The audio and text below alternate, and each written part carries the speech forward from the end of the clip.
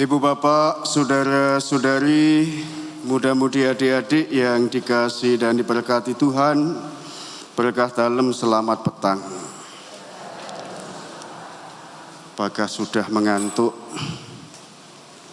Sampun ngantuk? Dereng. Pada akhir tahun 2000-an, di Eropa itu terjadi gerakan dari para aktivis yang peduli dengan kaum perempuan dan anak-anak. Mereka melayangkan protes kepada Gereja Katolik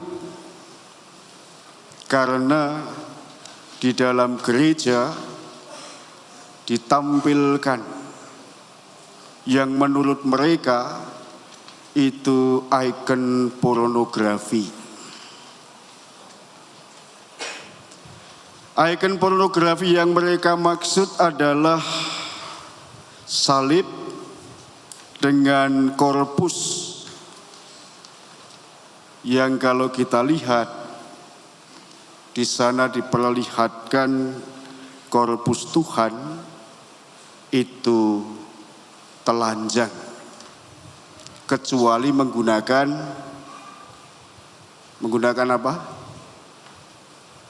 apa? Cawet. Muni cawet kok isih. Memakai cawat.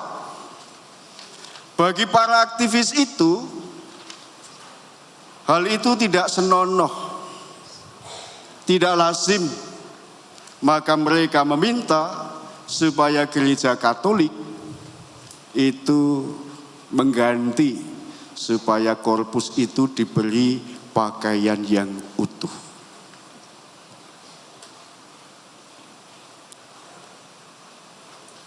Tetapi tuntutan mereka ini ditepis oleh Gereja Katolik.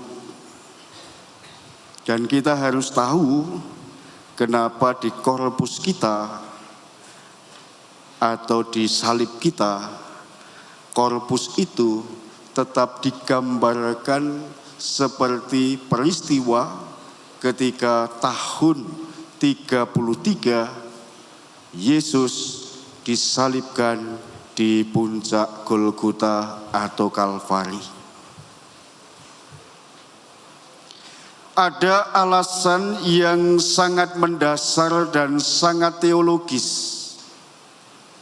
Kenapa Gereja Katolik tetap mempertahankan salib Tuhan dan korpusnya itu dibuat sedemikian itu.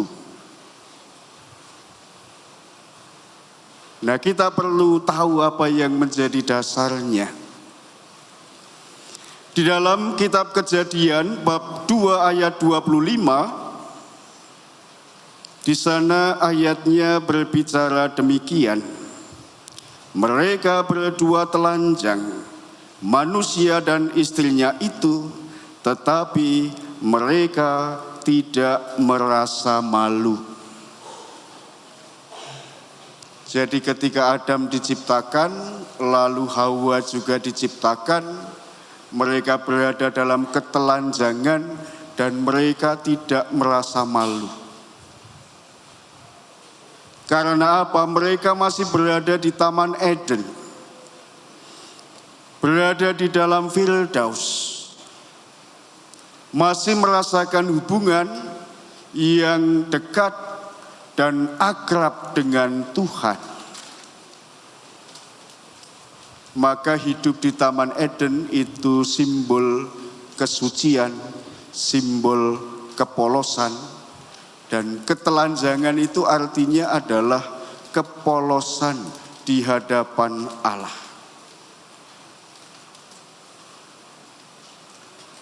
Jadi di dalam Kejadian 2:25 itu manusia telanjang dan tidak malu di hadapan Sang Penciptanya. Namun telanjang itu berganti maknanya kalau kita membaca kitab Kejadian bab 3 ayat 7.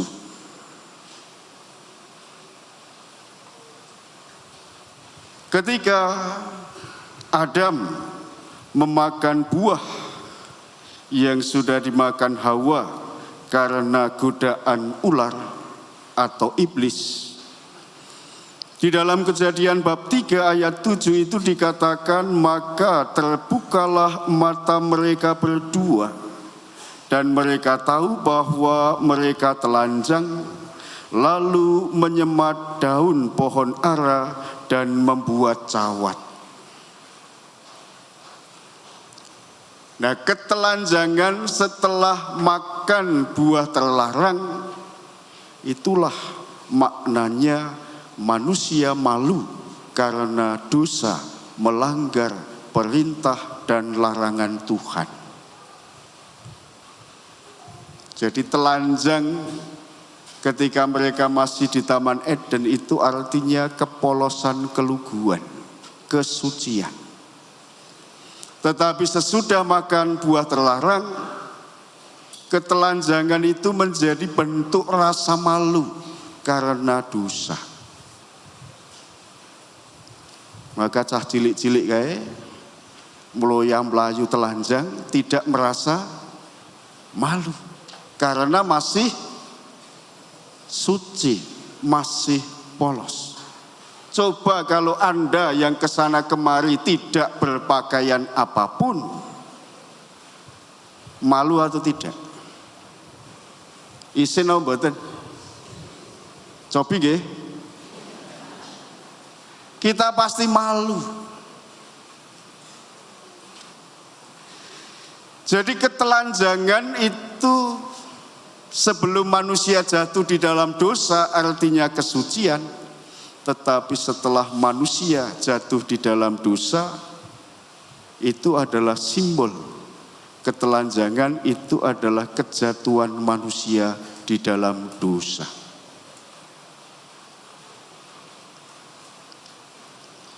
Maka kalau Tuhan Yesus disalibkan, tadi dikisahkan pakaiannya dibagi-bagi. Dan kita bisa mempertanyakan, ketika disalib benarkah Tuhan Yesus dikenakan cawat? Atau dibiarkan kontal-kantil gitu ya? Kita tidak tahu. Tetapi supaya tergenapi bahwa ketika manusia itu jatuh di dalam dosa, mereka merasa malu, lalu mengambil daun dari pohon ara untuk menjadi cawat. Demikianlah Tuhan Yesus ditelanjangi juga memakai cawat yang berdarah. Jadi ketelanjangan Tuhan Yesus di kayu salib itu memperlambangkan seperti Adam dan Hawa jatuh dalam dosa dan mereka merasa malu karena telanjang. Demikian Yesus memulihkan citra manusia yang sudah jatuh di dalam dosa itu, dipulihkan kembali ke asalinya, bahwa manusia sejak semula diciptakan suci dan baik adanya. Maka setiap kali kita memandang salib Tuhan, korpus Tuhan yang telanjang itu, ingatlah Yesuslah yang memulihkan kita semua kepada hidup yang asali. Hidup kita itu suci, hidup kita itu sakral. Dan itulah yang digambarkan oleh Nabi Yesaya di dalam bacaan pertama. Lalu hal kedua yang menjadi kritik dari para aktivis yang peduli pada perempuan dan anak-anak. Di salib kita itu terdapat kekerasan. Karena ada luka-luka, ada kepala yang berdarah karena mahkota duri.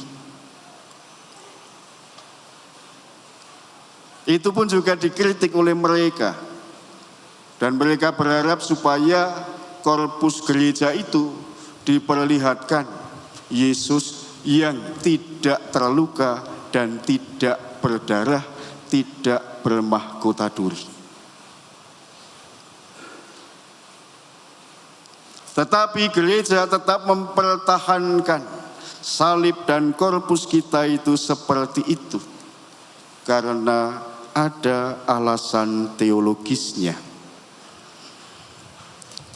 Berkaitan dengan mahkota duri, kita harus membaca di dalam kitab Kejadian bab 3 ayat 18. Setelah manusia jatuh di dalam dosa, mereka dikeluarkan dari Taman Eden dan harus hidup mengembara di dunia ini. Dan di dalam kitab Kejadian bab 3 ayat 18 itu dikatakan, semak duri dan rumput duri yang akan dihasilkan bagimu, dan tumbuh-tumbuhan di padang akan menjadi makananmu. Dengan berpeluh engkau akan mencari makananmu sampai engkau kembali lagi menjadi tanah, karena dari tanah engkau diambil, sebab dari debu akan jadi debu. Jadi semak duri yang tumbuh di dunia itu menjadi simbol kutukan dosa bagi Adam dan Hawa. Nah, semak duri yang menjadi simbol kutukan dosa itu, yang secara tidak sengaja dibuat oleh orang-orang Yahudi dan disematkan di dalam kepala Yesus, adalah mahkota dari semak duri. Jadi sejatinya simbol semak duri sebagai simbol kutukan dosa itulah yang telah dipanggul. Sebenarnya ada bahasa di dalam bahasa kita yang lebih pas, disunggi. Nah, kita mikul itu, yang namanya mikul itu kan pakai bahu itu ya. Tetapi kalau mengangkat barang memakai kepala itu namanya apa? Nyunggi. Bahasa Indonesia ini apa? Angel toh. Sebenarnya bahasa kitab sucinya, dosa kutukan dosa kitalah yang dipikul, tapi lebih tepatnya disunggi oleh penyelamat kita, yakni Yesus Kristus.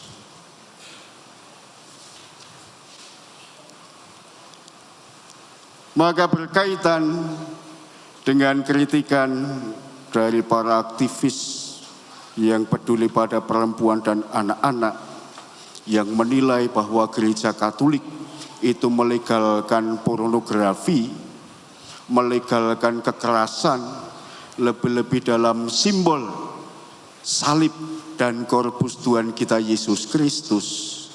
Sejatinya dari sana kita diingatkan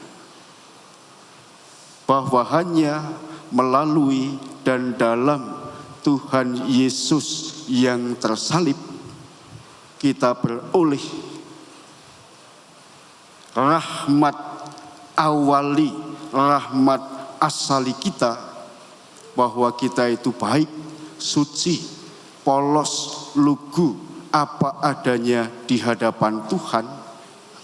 Kita ditebus dari semua derita, sengsara, dan dosa-dosa kita. Bahkan kutukan kita, kutukan dosa, itulah yang disunggi atau yang dipikul oleh Tuhan kita Yesus Kristus. Maka bacaan kedua memperlihatkan kepada kita peranan Yesus sebagai imam agung. Dia yang tidak berdosa, maka dialah yang bisa membawa dan menyucikan kita, umatnya yang berdosa ini, supaya mengalami Firdaus Eden yang baru, supaya mengalami pemulihan karena penebusan dosa-dosa dan kesalahan kita. Jadi di dalam lambang salib dan korpus kita, ingatlah bahwa kita sudah diselamatkan oleh Tuhan Yesus. Dan setiap kali memandangnya, ingatlah bahwa kita sekarang sedang diselamatkan oleh Yesus. Dan yakinlah di masa yang akan datang kita pun akan tetap diselamatkan oleh Yesus. Maka Bapak Ibu bangga membawa salib dari rumah. Pada membawa salib dari rumah atau tidak? Bawa ya. Piye setahun ora didukke reget ora salib-salibmu. Bladu ya ta. Banyak debu. Nah, kesempatan bagi kita di hari Jumat Agung menurunkan salib-salib di rumah, membersihkannya, lalu membawa ke gereja, nanti bersama-sama kita hormati dan disucikan kembali dengan percikan air suci yang akan disematkan pada salib-salib Bapak Ibu sekalian.